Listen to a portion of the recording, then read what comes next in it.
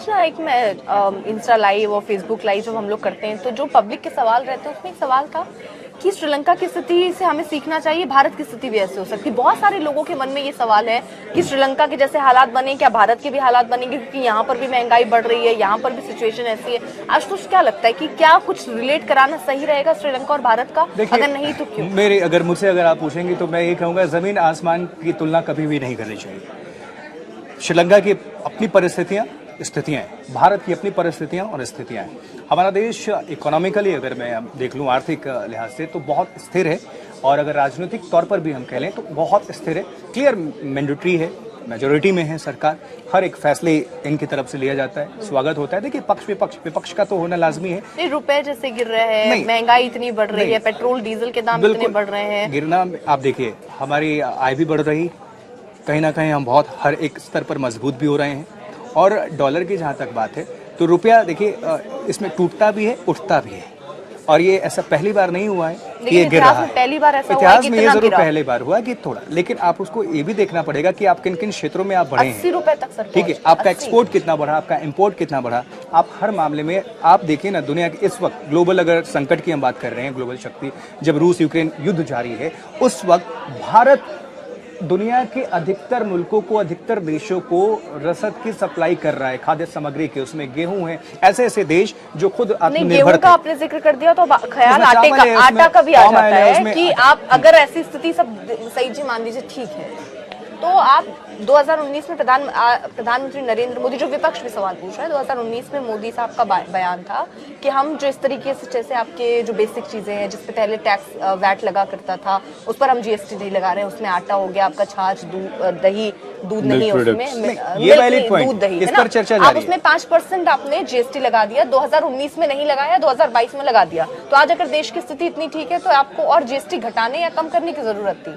आप उसमें कम, रोपवे में आपने अगर उसको 18% या 12% से कम की है जीएसटी, वहां कम करके, वो तो सीधा बेनिफिट पब्लिक को नहीं है ना। लेकिन आटे में अगर आप कर देते हैं तो सीधा बेनिफिट, मतलब नुकसान पब्लिक को ही है, फायदा नुकसान सीधा पब्लिक को मिलता है।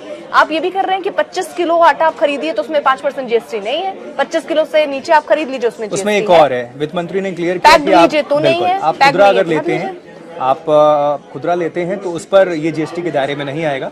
लेकिन देखिए गांव देहात में तो लोग खुदरा ले लेते हैं, शहरों में भी जहां से तो फिर ऐसे तो मिडिल क्लास वाले ही मरे ना, क्योंकि मिडिल क्लास वाले तो मैक्सिमम मिडिल क्लास पर ही प्रभावित होता है, और जो थोड़ा उनसे नीचे होते हैं मिडिल क्लास। आप भी तो मिडिल क्लास, हम सब मिडिल क्लास, तो हमारे भी तो सवाल होने चाहिए कि आखिर हमारे लिए क्या होगा। तो लेकिन उसके लिए आप महंगाई कम नहीं हो रहा, वो ये कह रहे हैं कि हमने टैक्स स्लैब नहीं बढ़ाए। श्रीलंका में टैक्स घटाया गया। मैं आपको एक बात बताऊं इससे रिलेट करके, तो भारत सरकार ने भी उनको कई बार आगाह किया, बिल्कुल कई बार आगाह किया कि आप टैक्स अपना जो लगातार कम कर रहे हैं, वृद्धि ना करें लेकिन बराबर रखें। एटलीस्ट या तो थोड़ा वृद्धि करें, क्योंकि आप देश को चलाने के लिए भाई टैक्स के जरिए ही पैसे कलेक्ट होते हैं, तरह तरह के टैक्स। नहीं, आप ये भी तो कहते हैं भारत के लिए कि भाई जीएसटी कलेक्शन इतना बढ़िया हुआ। हाँ, बिल्कुल हो रहा है। जब हो रहा है तब भी आप जीएसटी बढ़ा ही रहे हैं। कुछ वैलिड पॉइंट है, ज्यादा हो रहा हो उसमें भी 5% अगर जीएसटी लगा दी जाए एक्स्ट्रा, और पेट्रोल डीजल को बार बार ये सवाल उठता है कि भाई इतनी दिक्कतें हैं, उससे महंगाई सीधे तौर पर असर पड़ रहा है पेट्रोल डीजल से, उसको जीएसटी के दायरे में क्यों नहीं लाते? और सही जी, एक सवाल मेरा भी है,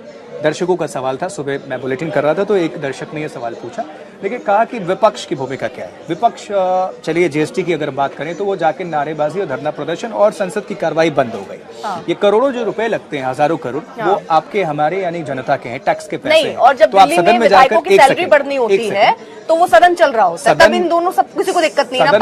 सदन में जाकर आप महंगाई के मुद्दे पर चर्चा क्यों नहीं करते हैं? आपकी नारेबाजी से क्या होता है? सदन की कार्रवाई स्थगित, आपकी बात तो हो नहीं पाई। तो जनता चाहती है कि ये जो जीएसटी की बात है, आप जाकर इस मुद्दे को रखें, इस पर चर्चा करें एक बार, और तब तो प्रभाव होगा। अब अगर आप जाते हैं और गांधी जी की प्रतिमा की जगह, जहां पर भी बैन भी है, आप जाकर प्रोटेस्ट कर देते हैं, उसके बाद सदन की कार्रवाई खत्म, तो फिर होता क्या है, उससे हासिल क्या है? अब जब तक आप सार्थक चर्चा ना करें, चर्चा करेंगे तो सरकार पर दबाव बनेगा, और दबाव के बाद कुछ फैसले लिए जाएंगे।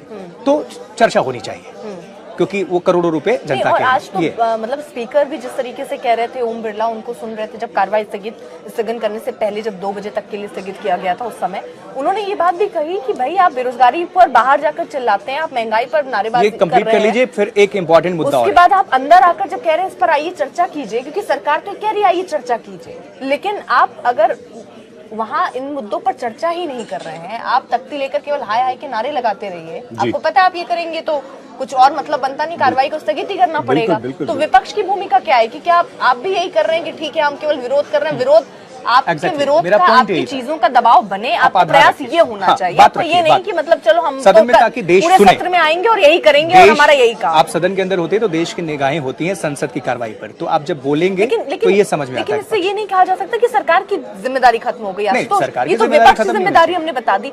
अब सरकार, क्योंकि अब मुझे याद आ रहा है, ये अभी डिप्टी सीएम का कल का बयान है उत्तर प्रदेश के केशव प्रसाद मौर्य, उन्होंने कहा महंगाई सबसे बड़ी चुनौती है हमारे सामने, उससे सरकार इनकार नहीं कर रही है, उसके लिए प्रयास भी हो रहे हैं। लेकिन मेरा सवाल ये कि भाई जब प्रयास हो रहे हैं तो प्रयास दिख कहाँ रहे हैं?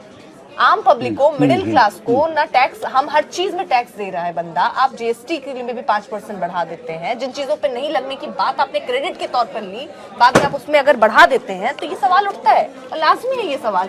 और फिर ये दिखना भी चाहिए, मुझे लगता है चाहे छोटे ही स्तर पर दिखे। अगर आज आप ये कर देते कि और प्रोडक्ट्स जिन पर जीएसटी लग रहा था, अगर आप उसमें 5% की कमी कर देते तो शायद हम ये समझते कि आप महंगाई की दिशा में कुछ कदम बढ़ा रहे हैं। और हो सकता है आने वाले दिनों में पेट्रोल डीजल, जैसे आपने पेट्रोल डीजल पे आपने राज्यों को बोला कि वैट कम कीजिए, आपने वो किया तो लगा कि हाँ सरकार कुछ कर रही है।